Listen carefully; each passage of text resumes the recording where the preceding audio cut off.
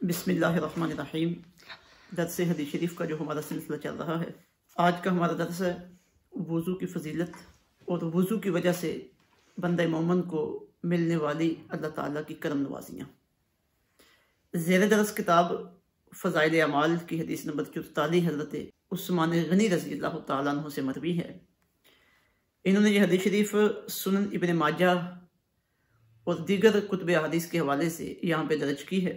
ابن ماجہ شریف میں اس کا نمبر ہے 4059 اور صحیح مسلم شریف میں اس حدیث شریف کا نمبر ہے 231۔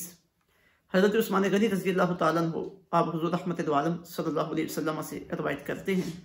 قال رسول اللہ صلی اللہ علیہ وسلم، حضور رحمت عالم صلی اللہ علیہ وسلم نے ارشاد فرمایا، من اتم الوضوء، جس نے وضو مکمل کیا، کما امرہ اللہ، جس طرح اللہ تعالیٰ نے وضو کرنے کا حکم دیا ہے، فالصلوات المکتوبات، اور فرض نمازیں، کفارتن، یہ کفارہ ہیں یعنی گناہوں کو مٹانے والی ہیں، لما بینہن، جو گناہ دو نمازوں کے درمیان ہوتے ہیں۔ اب یہاں پہ دو چیزوں کا ذکر ہے، ایک وضو کی فضیلت کا ذکر ہے کہ جو بندہ صحیح طریقے سے جس طرح اللہ تعالیٰ نے وضو کرنے کا حکم ارشاد فرمایا اس طرح وضو کرے اور پھر وہ نماز ادا کرے، تو اس کی وہ نماز جو اس نے اچھے طریقے سے وضو کیا پھر ادا کی اور پھر نماز کو اس نے اچھے طریقے سے ادا کیا، تو یہ نماز ایک نماز سے لے کر دوسری نماز تک جتنے بندے سے گناہ سرزد ہوئے ان گناہوں کو مٹانے کا، بخشوانے کا ذریعہ بن جاتی ہیں۔ اب یہاں پہ ایک بات واضح کرنا بھی ضروری ہے کہ احادیث طیبات میں جو آتا ہے کہ فلاں کام گناہوں کا کفارہ ہے، فلاں کام کیا تو یہ بندے کے گناہ بخش جائیں گے، تو یہاں شارحین حدیث نے وضاحت کی ہے کہ ان سے مراد ہوتا ہے صغیرہ گناہ، یعنی بندے کی نیکیاں، بندے کے اچھے اعمال اس کے صغیرہ گناہوں کو مٹا دیتے ہیں۔ باقی رہا کہ کبیرہ گناہ، تو کبیرہ گناہوں سے الگ سے توبہ کرنا یہ بندے کے لیے لازم ہے کہ بندہ اللہ تعالیٰ کی بارگاہ میں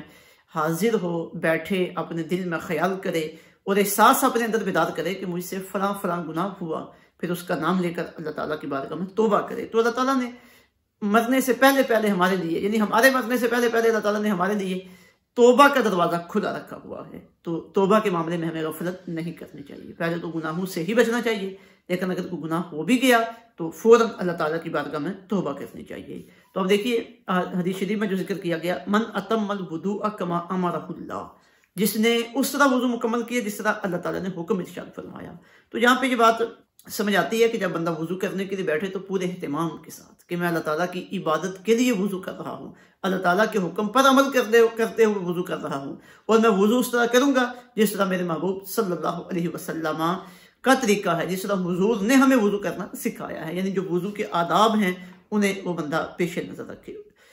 وضو عبادات کا مقدمہ ہے، یعنی وہ عبادات بغیر وضو کے جنہیں بجا لانا جائز نہیں ہے، ان سے پہلے ہم وضو کرتے ہیں۔ تو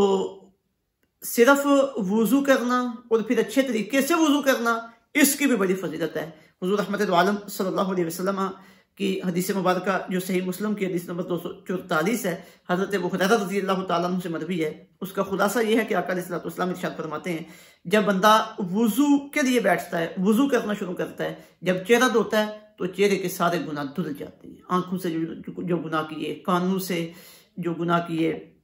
اور پھر منہ سے جو گناہ کیے وغیرہ وغیرہ، یہ سارے گناہ بندے کے صاف ہو جاتے ہیں۔ جب ہاتھوں کو دھوتا ہے، بازوں کو دھوتا ہے، تو ہاتھوں اور بازوں سے کیے ہوئے گناہ معاف ہو جاتے ہیں۔ سر کا مسح کرتا ہے تو ادھر سے کیے ہوئے گناہ یہ معاف ہو جاتے ہیں، اور پھر جب بندہ پاؤں کو دھوتا ہے تو پاؤں سے کیے ہوئے گناہ اللہ تعالیٰ بخش دیتا ہے۔ اسی طرح حضرت ابو ہریرہ رضی اللہ تعالیٰ عنہ سے مروی صحیح مسلم شریف کی ہی حدیث نمبر 246، اس میں حضور رحمت عالم صلی اللہ علیہ وسلم ارشاد فرماتے ہیں کہ قیامت کے دن تم اس حالت میں اٹھو گے کہ تمہارا چہرہ، تمہارے ہاتھ، پاؤں وضو کرنے کی وجہ سے سفید اور چمکدار ہوں گے، اور تم میں سے جو بندہ اس کی طاقت رکھتا ہو کہ اپنی چمک میں مزید اضافہ کر سکے تو اسے اس میں اضافہ کرنا چاہیے، مطلب کہ وہ وضو کا پورا اہتمام کیا کرے تاکہ قیامت کے دن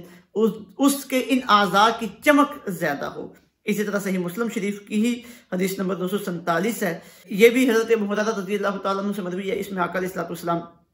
نے حوض کوثر کا ذکر فرمایا ہے کہ اس کا جو پانی ہے وہ برف سے زیادہ سفید اور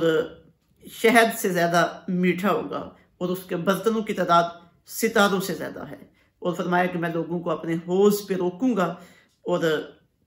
انہیں پانی پلاؤں گا۔ تو جب عرض کیا گیا اللہ کے رسول صلی اللہ علیہ وسلم آپ اس دن اپنے غلاموں کو پہچانیں گے کیسے، اور بھی بے شمار امتیں وہاں پہ موجود ہوں گی، تو حضور رحمت عالم صلی اللہ علیہ وسلم نے ارشاد فرمایا کہ جب تم میرے پاس آؤ گے تو میں تمہارے چہرے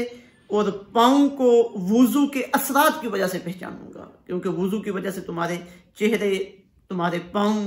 اور وضو کی جگہ وہ سفید اور چمکدار ہوں گی۔ اب دیکھیے دنیا میں وضو ہمارے گناہوں کا کفارہ بنتا ہے، اور قیامت کے دن آقا علیہ الصلوۃ والسلام کی بارگاہ میں حاضری کا ذریعہ بنتا ہے۔ تو جب بھی بندہ وضو کرے آداب کے ساتھ کرے اور پورے اہتمام کے ساتھ کرے۔ اللہ رب العزت کی بارگاہ میں دعا ہے ہماری کو سمجھ کی اور عمل کی توفیق عطا فرمائے۔